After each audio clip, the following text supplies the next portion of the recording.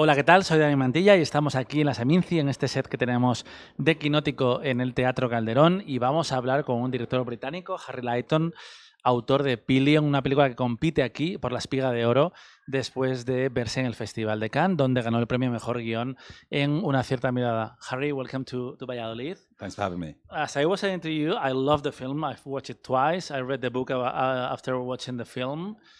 What was the origin of this adaptation of Box Hill for you? Why did you want to make this film as your presentation as a filmmaker? I think that pretty much I made 3 short films and all of them looked at transgressive sex in some capacity. And so the subject matter was, I guess, an obvious thing to take forward to a feature. But it was the tone of the book which really struck me, the way the tone shifted between comedy and like sincerity very quickly, so from sentence to sentence. And I thought that while the tone of the film is certainly different from the book, it carries that same intention to have a like tonal mixture, which is quite unusual. And that was the exciting challenge for me. I was really intrigued by the tone, as you were saying, because in a way, when I was talking about my colleagues during Cannes, they hadn't watched the film. I said it's really sexy, but at the same time, it's a feel-good film. In a way, it's a coming of age. It's so many things. When did you realize that this was coming of age? Because in a way, it's the story of someone who discovers what they like and what are the limits to it. Yeah, I mean, early on, I remember sort of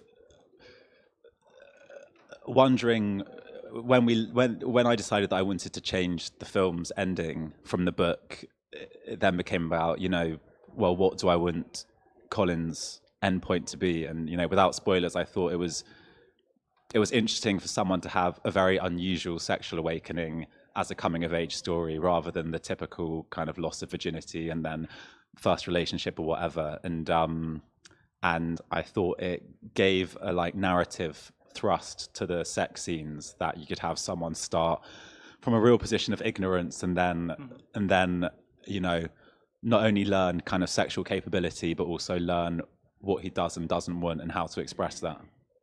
How do you feel about the current relationship of the audience with sex in the movies? Because I grew up watching the film from the 80s, the 90s, Adrenaline, Paul Verhoeven, Pedro Almodóvar, and it's really different. Or Vicente Aranda here in Spain. Now we have become, as a society, quite prudish about sex in the screen. Yeah, it's definitely, it was kind of brought to my attention a lot before we made the film that that people were saying our audiences aren't interested in explicit sex anymore, or even sex anymore. And I think that is partially just like internet chatter. I think that prudishness has kind of always existed, but it probably has more of the mouthpiece now with social media. And my interest wasn't really in like kicking back against the people with the opinion that sex should be kept off screen. It was more in like trying to find a way to present transgressive sex, in this case a dom-sub relationship, in a way that might surprise audience members who have a 2-dimensional idea of what that kind of relationship or that kind of sex looks like. I wanted to show the complexities of kink relationships to be kind of tender as well as brutal, and to have moments of warmth as well as moments of tension or coldness. Did that the choice to portray sex, to talk about a community that has been underrepresented in film, affected, for example, finding the money to do Pillion, or getting stars to do the role of Alexander Skarsgård, or even Harry, because it's an amazing character, but I'm sure that you have heard no's. It's like, I don't want to do that. It's interesting because we approached a couple of casting directors who were put off by they thought that it would be really hard to cast. And then we approached Colleen Crawford, who ended up being the casting director, and she was really excited by it and gave me confidence that we could approach people like Harry and Alexander. And, as it turned out, they both said yes very quickly, so I didn't run into that run into that problem. I think certainly having those actors come on board made the financing easier, and I don't doubt that it would have been a hard film to finance if we hadn't had star power. But you know, hopefully there's a kind of encouraging message in seeing stars like them take on transgressive, unconventional roles and you know, put their weight behind them and bring this film to audiences that maybe wouldn't see it if it didn't have Alex or Harry starring in it. What kind of talks of conversations would you like this film to inspire in the audience, or even in the industry that has responded so well so far to the film?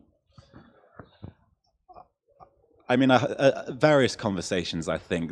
One of the ones which was always in my head when I was making the film was, you know, how do we separate the values we inherit from society and from our parents from what we want as individuals, and how do we negotiate that what's sometimes a conflict between other people's ideas of what we need and what we need. I never wanted the audience to wholly side with Ray or to wholly side with Colin's mum when they have their argument about whether he's a force for good or bad in Colin's life. I want some people to leave the film going, actually, you know, Ray is right. Colin is an adult and he should get to dictate what's good for him. And some people to side with Peggy and go, this man is no good for her son and she's showing like a motherly instinct. So that's probably the primary point of debate I wanted. Have you been working in the marketing of the film as well? I think the trailer, for example, is amazing, but making like an edgier, raunchy film makes you be creative also to sell the movie without, selling the right idea of the film, but at the same time attracting the audience to watch it. How was the challenge of selling Pillion? It's been really interesting because I think the audiences who've watched the film so far have kind of commented on the fact that it manages to you know, be pretty upfront in its depiction of sex and BDSM, but also have some sort of universal themes and be quite accessible to audience members who aren't from that world. And the marketing has certainly tried to encourage people who wouldn't necessarily go and see a film when they hear, oh, this is a film about BDSM, to go and watch it.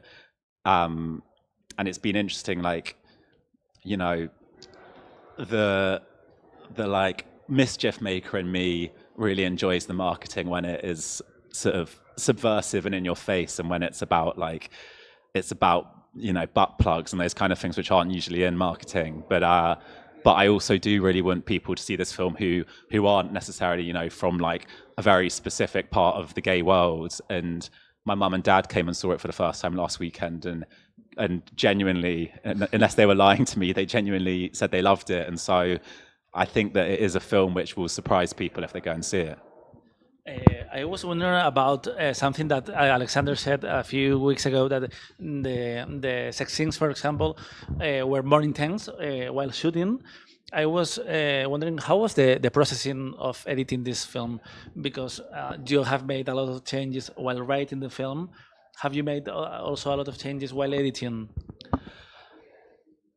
You know what? My editor, Gareth Scales, kind of commented on actually how of a lot of the films that she's directed, this one is probably closest to the script. But while he says that, you know, I'm very aware of all the changes we've made, and there were lots of changes to tone particularly. So we had to be very careful that like we weren't encouraging the audience to laugh too much at the cost of them feeling like a genuine empathy for Colin and for Ray. And I think it was those choices. It was like, okay, well, I need to remove a joke here, or this scene is pushing us away from Ray at a time where we actually need to be more on the fence about him. So there was lots of like small scenes which got cut, but actually the overall structure is pretty similar to the script. I read that you were working on a film with sumo wrestlers. I'm wondering what's going to be the future for your career, because there was a lot of love for Pillion in after Cannes. It's going to be released in the States by A24. How has been what has been going on with your career after the premiere? Well, I'm the kind of guy who sort of can only think about one thing at once. So, like, the press tour for Pillion's starting to come to an end now, and I am thinking about what I'm going to do next. Sadly, it won't be sumo because I put all the good ideas from sumo into Pillion, but it's an exciting time. You know, I've got like 3 ideas in my head at the moment, which I'm going to continue testing out until the end of the year, and then hopefully start writing at the beginning of next year. And yeah, I do feel like I'm in a kind of lucky position now that the film has opened up the possibilities of, you know, what I want to do next. And that's always been the dream, is just to be able to like continue making films the way I want to make them. So fingers crossed it won't be too long, but I have a very slow turnover rate. This one took 8 years to make, so we'll see. Is sex going to be on the table as well for these stories? No, I'm so bored of sex. I'm not bored of it, but you know, I made 3 short films about sex and then a feature about sex, and I feel like I need specifically gay sex. I need to try and do something else, and then if I fail miserably, I'll probably return to sex. And what filmmakers have impacted you in your relationship with sex on cinema? Yes. What filmmakers have impacted you, or in a way educated you in your relationship with sex and movies? Good question. I think that the filmmaker who really has impacted me is Celine Sharma, particularly because her approach is to always try and present something new in terms of desire to the audience. I'm thinking specifically about the sex scene in Portrait of a Lady on Fire with the drugs and the armpit, and I really took away from that. You know, a lot of people, I remember seeing a Q&A with her where she said that, you know, people would be like, there's no sex scene in this film, and she'd be like, but there is. And it's just because she's not offering an audience what they think of as a sex scene doesn't mean that she's not doing it. And so, yeah, I think the like challenge of trying to present something new to the audience when it comes to sex has been largely inspired by her. For so long, we have seen sex through the gaze of the male, white, straight filmmaker. Now we're seeing people like Seminci, like you, like, for example, the guys behind Femme, a film I love. Yeah, great film. And I think it's really interesting. Both of films do this. They talk about the connection between sex and danger in a way, and I think that's something that applies to the gay community in a way. We haven't seen it that much, and I think it's really interesting, and it's also a part of Pillion. Mm-hmm. Yeah, definitely. I think that like so much of early sexual experience as a gay guy is like heavily coated in danger, whether it's like meeting up with someone when no one knows you're gay and the danger of exposure, or it's the like fact of anonymous sex and going to hook up with someone on Grindr and, you know, not knowing if this person is going to like chop your head off when you enter the door, and like, you know, that means I think that a lot of the gay experience is filtered through a sense of fear, and that becomes erotic. And I wanted that to be a possibility in the film. You know, Ray keeps himself anonymous to a degree, and there's various explanations which could be for that choice he makes. But I think one valid explanation is that he does it because it is erotic. It keeps the erotic game between him and Colin going, you know, in the same way that if you start dating someone who's just like, well, you start hooking up with someone who's like, their head's chopped off on their Grindr profile, it can be quite hot. And then once you find out that they're like a doctor from Bromley, and you know all the details of their life, they become less sexy. So I think like danger can be sexy. Why did you decide to start filming with the wrestling scene? I'm intrigued by that choice. We didn't. No, we started. That was their first rehearsal. Okay. And their only rehearsal. Okay. And it was the first day Alex and Harry met was the wrestling scene, and I thought it was something they needed to do. They needed to practice that because, you know, it was technical, but I also thought it'd be a great way to like instantly To break the ice. instantly break the ice. And you know, once you've wrestled for 5 hours naked in a singlet or naked except for a singlet, you're not going to be at all awkward with the person you're with. Thank you, Harry. Congrats for such an amazing movie. Thank you. Enjoy Spain. Thanks very much. Seguimos aquí con más entrevistas en kinótico.es, la primera con K, la segunda con C.